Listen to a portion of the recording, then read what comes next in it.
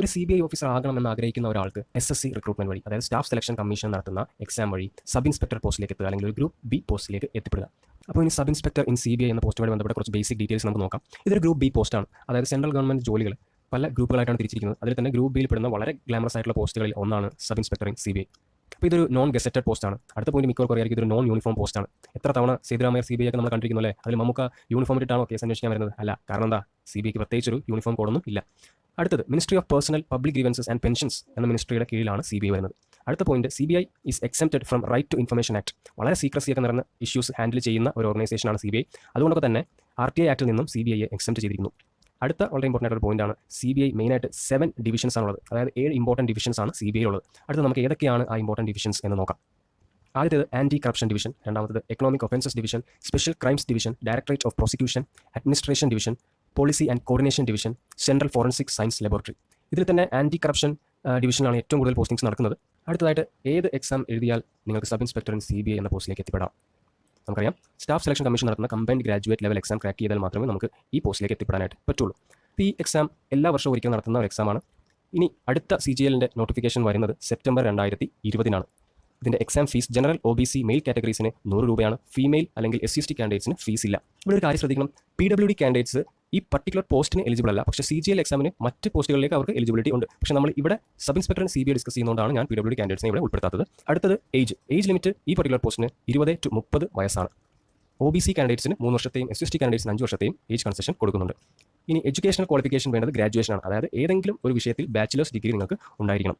അപ്പോൾ CGL exam മെയിനായിട്ട് 4 സ്റ്റേജസിലാണ് conduct ചെയ്യുന്നത്. Tier 1 200 മാർക്സിൻ്റെ ഒരു computer based multiple choice questions ഉള്ള എക്സാമാണ്. Tier 2 400 മാർക്സിൻ്റെ ഒരു കമ്പ്യൂട്ടർ ബേസ്ഡ് എക്സാമിനേഷനാണ്. Tier 3 100 മാർക്സിൻ്റെ ഒരു ഡിസ്ക്രിപ്റ്റീവ് പേപ്പറാണ്. ഈ 3 സ്റ്റേജുകളുടെ മാർക്കാണ് മെറിറ്റ് കാൽക്കുലേഷനായിട്ട് എടുക്കുന്നത്. ഇനി Tier 4 ജസ്റ്റ് ക്വാളിഫൈങ് നേച്ചറുള്ള ഒരു കമ്പ്യൂട്ടർ പ്രൊഫഷൻസി ടെസ്റ്റ് അല്ലെങ്കിൽ ടൈപ്പിംഗ് ടെസ്റ്റ് ഉള്ള ഒരു എക്സാമാണ്. നമ്മുടെ ഈ പർട്ടിക്കുലർ പോസ്റ്റ്, അതായത് സബ് ഇൻസ്പെക്ടർ CBIക്ക് Tier 4 ക്വാളിഫിക്കേഷൻ വേണമെന്നില്ല. പക്ഷേ SSC CGL അറ്റൻഡ് ചെയ്യുന്ന എല്ലാവരും ഈ പർട്ടിക്കുലർ സെക്ഷൻ അറ്റൻഡ് ചെയ്തിരിക്കണം. ഇനി അഥവാ നമ്മൾ ഒരു 1-2 മാർക്സിന് CBI കിട്ടാതെ പോവുകയാണെങ്കിൽ നമുക്ക് ബാക്കിയുള്ള പോസ്റ്റുകളിലേക്ക് ക്വാളിഫിക്കേഷൻ നേടണമെങ്കിൽ ഈ Tier 4 ക്വാളിഫിക്കേഷൻ മസ്റ്റാണ്. ഇനി SI ഇൻ CBIക്ക് ഒരു കടമ്പ് കൂടെ നമുക്ക് കടക്കേണ്ടതുണ്ട്. അത് ഫിസിക്കൽ സ്റ്റാൻഡേർഡ്സ് മീറ്റ് ചെയ്യുക എന്നുള്ളതാണ്. അപ്പോൾ എന്താണ് ഫിസിക്കൽ സ്റ്റാൻഡേർഡ്സ് എന്ന് നമുക്ക് നോക്കാം.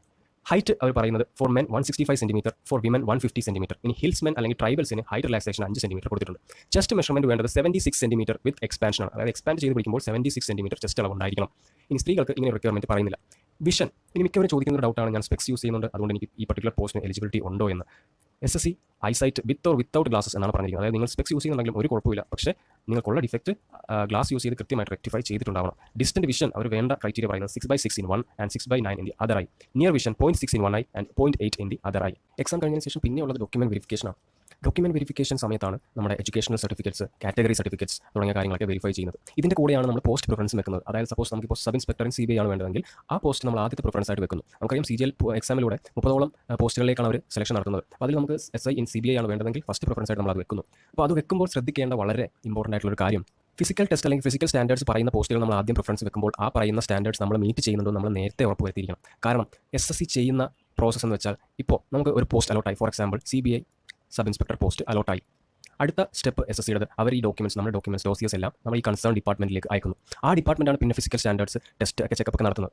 അപ്പോൾ ആ ടെസ്റ്റിൽ നമ്മൾ റിജക്റ്റ് ആവുകയാണെങ്കിൽ പിന്നെ നമുക്ക് തിരിച്ച് SSCയുടെ ഫിസിക്കൽ റിക്വയർമെന്റ് ഇല്ലാത്തൊരു പോസ്റ്റിലേക്ക് എത്താനായിട്ട് പറ്റില്ല. അപ്പോൾ നമ്മൾ ഫുൾ ആയിട്ട് ആ എക്സാമിൽ നിന്ന് റിജക്റ്റ് ആവും. അപ്പോൾ ചെയ്യേണ്ട ഇത്ര മാത്രമേ ഉള്ളൂ, ഇങ്ങനത്തെ പോസ്റ്റുകൾ അല്ലെങ്കിൽ ഫിസിക്കൽ സ്റ്റാൻഡേർഡ്സ് പറയുന്ന പോസ്റ്റുകൾ വെക്കുമ്പോൾ നമുക്കത് ആ സ്റ്റാൻഡേർഡ്സ് ഉണ്ട് എന്ന് നേരത്തെ ഉറപ്പ് വരുത്തിയതിന് ശേഷം മാത്രമേ വെക്കാവുള്ളൂ. അല്ലെങ്കിൽ നമുക്ക് വേറെ ഏതെങ്കിലും ഒരു പോസ്റ്റ് കിട്ടാനുള്ള ചാൻസ് കൂടെ ഇതിൽ നിന്ന് നഷ്ടപ്പെടും. ഓക്കെ, അപ്പോൾ നമുക്ക് ഈ പോസ്റ്റ് അലോട്ട് ആയതിനു ശേഷം പറഞ്ഞു മെഡിക്കലും ഫിസിക്കൽ സ്റ്റാൻഡേർഡ്സ് ടെസ്റ്റും ഉണ്ടാവും. പിന്നീടുള്ളത് പോലീസ് വെരിഫിക്കേഷനാണ്. ഫൈനലി ഈ കടമ്പകളെല്ലാം കഴിയുമ്പോഴാണ് നമുക്ക് അപ്പോയിൻമെന്റ് ആകുന്നത്. ഇനി ഈ പോസ്റ്റിൻ്റെ സാലറി എങ്ങനെയൊക്കെയാണ് നമുക്കൊന്ന് പരിശോധിക്കാം. ഇത് പേ സ്കെയിൽ 7 കാറ്റഗറിയിൽ പെടുന്ന ഒരു പോസ്റ്റാണ്. ഇതിൻ്റെ ബേസിക് പേ സ്കെയിൽ എന്ന് പറയുന്നത് 44,900 to 1,42,400 എന്ന സ്കെയിലിൽ പെടും. അപ്പോൾ അപ്രോക്സിമേറ്റ്ലി ഒരു ഇൻഹാൻസ് സാലറി കാൽക്കുലേറ്റ് ചെയ്യുകയാണെങ്കിൽ 72,000 എബവ് വരും സാലറി. DA, HRA, TA തുടങ്ങിയ അലവൻസുകളുടെ കൂടെ ഒരു സ്പെഷ്യൽ ഇൻസെന്റീവ് അലവൻസ് കൂടെ ഈ പർട്ടിക്കുലർ പോസ്റ്റിന് കിട്ടും. അതായത് ബേസിക് പേ സ്കെയിലിൻ്റെ 20% സ്പെഷ്യൽ ഇൻസെന്റീവ് ആയിട്ട് കിട്ടുന്ന ഒരു പോസ്റ്റാണ് CBI സബ് ഇൻസ്പെക്ടർ. അതുമാത്രമല്ല, ഒരു മാസത്തെ എക്സ്ട്രാ സാലറി നിങ്ങൾക്ക് ഈ പോസ്റ്റിൽ കിട്ടുന്നതാണ്. എക്സ്ട്രാ ദിവസങ്ങളൊക്കെ വർക്ക് ചെയ്യേണ്ടി വരുന്നതുകൊണ്ടാണ് ഈ ഒരു എക്സ്ട്രാ ഒരു മാസത്തെ സാലറി കൂടെ നിങ്ങൾക്ക് അലോട്ട് ആവുന്നത്. അപ്പോൾ ഇതെല്ലാം കാൽക്കുലേറ്റ് ചെയ്ത് വരുമ്പോഴാണ് 72,000 എബവ് സാലറി ഫിഗർ വരുന്നത്.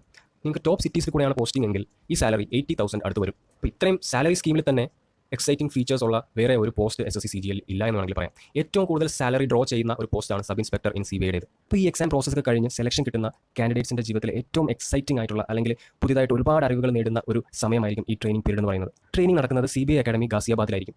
CBI അക്കാഡമിയുടെ കുറച്ച് ഫോട്ടോസാണ് ഞാനിവിടെ കാണിച്ചിരിക്കുന്നത്. 32 തൊട്ട് 33 വീക്സ് നീണ്ടു നിൽക്കുന്ന ട്രെയിനിങ് പ്രോസസ് ആയിരിക്കും. ഇത് 2 ഫേസസ് ആയിട്ടാണ് മെയിനായിട്ട് കണ്ടക്ട് ചെയ്യുന്നത്. ഫേസ് 1 22 വീക്സ് നീണ്ടു നിൽക്കുന്ന ക്ലാസ് റൂം ട്രെയിനിങ് ആണ്. അതിൻ്റെ ഒപ്പം തന്നെ ഡെയിലി ഫിസിക്കൽ ട്രെയിനിങ് ഒക്കെ നടന്നു പോകും. ക്ലാസ് റൂം ട്രെയിനിങ്ങിൽ കവർ ചെയ്യുന്ന കുറച്ച് ടോപ്പിക്സ് ഞാൻ ഇവിടെ നിങ്ങൾക്ക് വേണ്ടി പറയാം. For example Indian penal code, criminal procedure code, Indian evidence act, special police establishment act, IT act, പിന്നെ forensic concepts like finger print, document examination, postmortem, suicide തുടങ്ങിയ പല ടോപ്പിക്സിനെ കുറിച്ച് നിങ്ങൾക്ക് അവിടെ ക്ലാസ് എടുക്കുന്നതായിരിക്കും. ഫേസ് 2 10 അല്ലെങ്കിൽ 11 ആഴ്ചകൾ നീണ്ടു നിൽക്കുന്ന അഡ്വാൻസ്ഡ് ട്രെയിനിങ് ആണ്. Indian customs act, wild life protection act, Indian contract act, anti human trafficking തുടങ്ങിയ ഒരുപാട് ടോപ്പിക്സ് ഈ അഡ്വാൻസ്ഡ് ട്രെയിനിങ്ങിൻ്റെ സിലബസിൻ്റെ ഭാഗമാണ്. ഇതിൽ ക്ലാസ് റൂം ട്രെയിനിങ്ങിന് പുറമെ ട്രെയിനിങ് സമയത്ത് പഠിക്കുന്ന കാര്യങ്ങളുടെ ഇംപ്ലിമെൻറ്റേഷൻ കൂടെ ആയിരിക്കും ഈ അഡ്വാൻസ് ട്രെയിനിങ് സമയത്ത് നടക്കുന്നത്. ട്രെയിനീസിനെ പല ഓഫീസുകളിലേക്ക് അറ്റാച്ച്മെൻറ്റ്സിന് വേണ്ടിയിട്ട് അയക്കും. For example CBI headquarters, CBI ബ്രാഞ്ചസിൽ, അല്ലെങ്കിൽ CBI കോർട്ട്സിൽ, എയിംസ് ട്രോമ സെൻറ്റേഴ്സിൽ, റൂറൽ പോലീസ് സ്റ്റേഷനിൽ, അർബൻ പോലീസ് സ്റ്റേഷനിൽ, വെപ്പൺസ് ട്രെയിനിങ്ങിനായിട്ട് BSF, CRPF, CISF ക്യാമ്പ്സിൽ അവിടെ നിങ്ങളെ പലതരം വെപ്പൺസിൻ്റെ യൂസേജ്, ഷൂട്ടിംഗ്, അങ്ങനെ പല കാര്യങ്ങൾ പഠിപ്പിക്കുന്നതായിരിക്കും. ഇനി എങ്ങനെയാണ് സബ് ഇൻസ്പെക്ടറായിട്ട് CBIയിൽ കയറുന്ന ഒരു ഓഫീസറുടെ കരിയർ ഗ്രോത്ത് നോക്കാം. 5 to 6 ഇയേഴ്സ് കഴിയുമ്പോൾ ഇൻസ്പെക്ടർ പോസ്റ്റിലേക്ക് പ്രൊമോഷൻ കിട്ടുന്നതാണ്. പിന്നീട് 7 to 8 ഇയേഴ്സ് കഴിയുമ്പോഴാണ് ഗസറ്റഡ് റാങ്കായ ഡെപ്യൂട്ടി സൂപ്രണ്ടന്റ് എന്ന പോസ്റ്റിലേക്ക് പ്രൊമോഷൻ കിട്ടുന്നത്. അത് കഴിഞ്ഞ് 5 to 6 ഇയേഴ്സ് കഴിയുമ്പോൾ അഡീഷണൽ സൂപ്രണ്ടന്റ്, 4 to 5 ഇയേഴ്സ് കഴിഞ്ഞ് സൂപ്രണ്ടന്റ്, വീണ്ടും 4 to 5 ഇയേഴ്സ് കഴിഞ്ഞ് സീനിയർ സൂപ്രണ്ടന്റ്. ഇങ്ങനെയാണ് സബ് ഇൻസ്പെക്ടർ എന്ന പോസ്റ്റിൽ കയറുന്ന ഒരു ഓഫീസറുടെ കരിയർ മുന്നോട്ട് പോകുന്നത്.